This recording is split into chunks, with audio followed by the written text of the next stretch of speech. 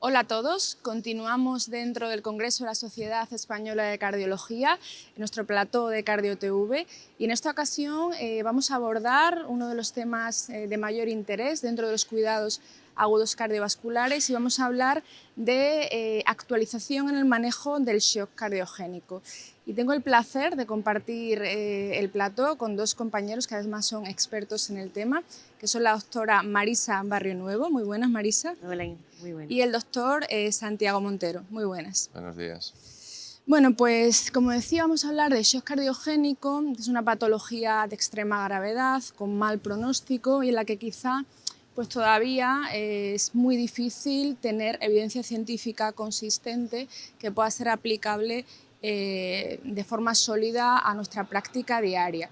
Y quizá uno de los temas más controvertidos en este último año, Marisa, vamos a empezar por ti, es la cuestión de la revascularización mono o multivaso en el contexto del shock cardiogénico que ocurre en el síndrome coronario agudo, ¿no? Sobre todo pues a raíz un poco de aquel estudio que ya surgió hace años, el estudio Culprit-Shock.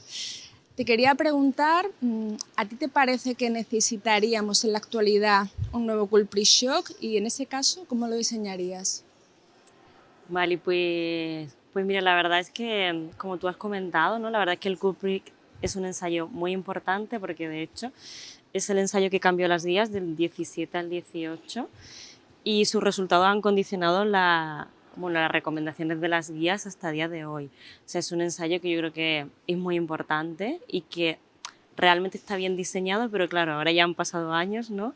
Han pasado pues 6-7 años desde que se realizó y ahora lo podemos mirar con perspectiva, ¿no? Y además pues eso, ¿no? Que a día de hoy nos cuestionamos un poco ese diseño y cómo podríamos hacerlo. Y yo sí que creo que diseñaría un nuevo ensayo con ciertos aspectos diferentes.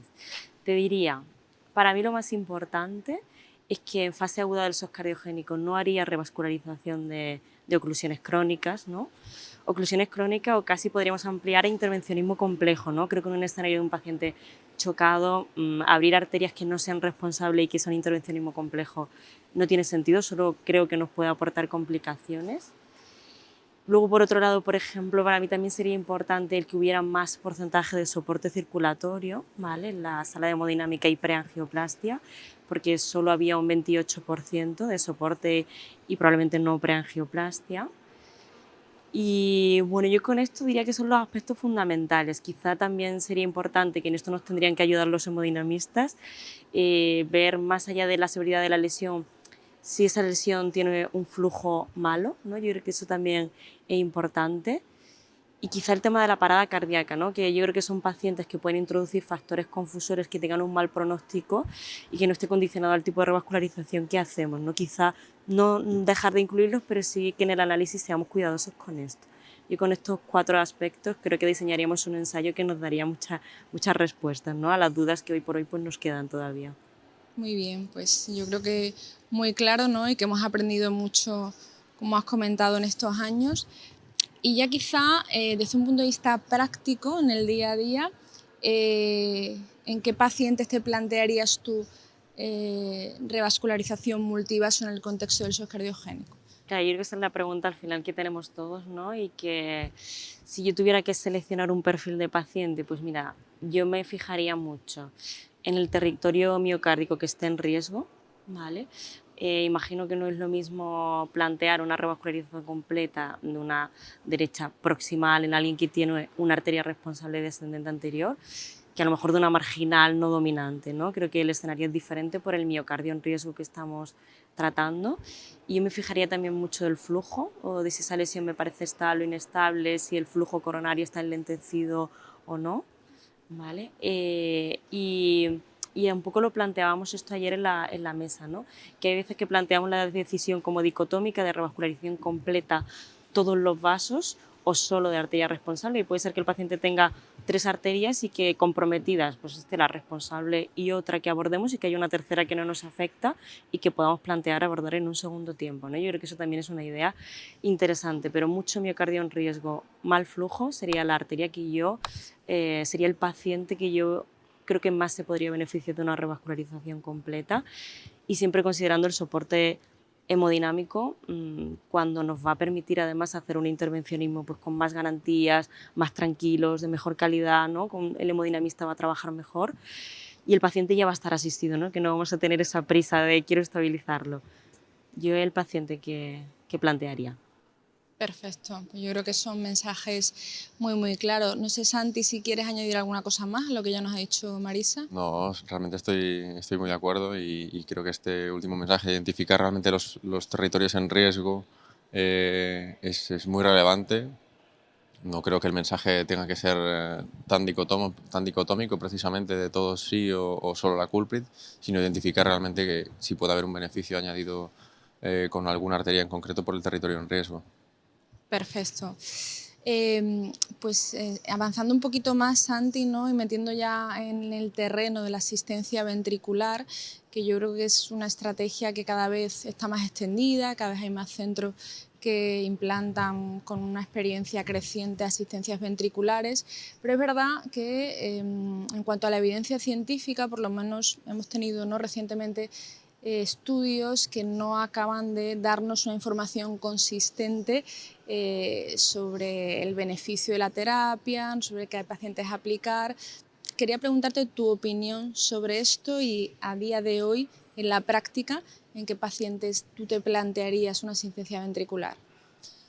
Pues sí, es verdad que en el 2023 se han publicado 2 estudios que han sido como jarros de agua fría para la comunidad científica en el ámbito de los cuidados críticos cardiovasculares, porque ambos estudios pues no han mostrado un beneficio significativo en el uso del soporte con ECMO en arterial en pacientes con shock. El primer estudio se publica en febrero por el grupo de la República Checa y es verdad que es un tamaño muestral más pequeño y no es un estudio que compara ECMO contra no ECMO, sino postergar un poco o esperar a ver la evolución del paciente para decidir la implantación de la ECMO, o sea que el mensaje podría ser la utilidad de la ECMO precoz y no se vio que la ECMO precoz fuese de utilidad comparado con esperar un poco y seguir valorando. Y ese es el estudio que, entre comillas, más nos podría frustrar porque se dirige a una población en shock cardiogénico SCAI-D o E, que es shock profundo que se va deteriorando, y realmente eso sí que no ha salido como se esperaba. El segundo estudio, que quizás ha tenido más repercusión, también por la revista de alto impacto en el que se ha publicado, que es el ISLS Shock el estudio, se ha publicado en New England y es una muestra mucho más amplia de 400 pacientes en la que sí que se compara ECMO contra manejo convencional.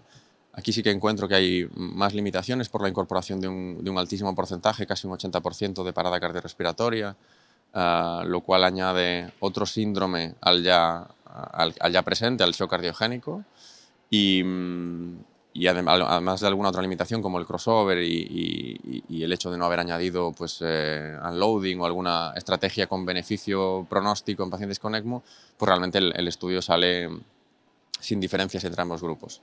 Entonces, yo creo que todavía no hay una evidencia sólida para decir que la ECMO no sirve, y los pacientes a los que yo me lo plantearía pues serían aquellos pacientes todavía en SCAI-D al que no tenemos nada más que ofrecerle. Es el paciente que está en shock cardiogénico refractario, y refractario significa que a pesar de que hagamos algo, sigue yendo mal.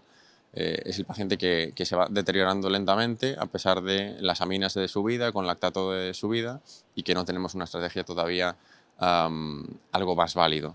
Se trata, para terminar, de buscar ese nicho de oportunidad de pacientes que se morirían si no hiciésemos otra cosa más. Muy bien, yo creo que todo muy claro. ¿Tú estás de acuerdo también con esa indicación, Marisa? Sí, creo que Santi lo ha explicado muy bien, sí.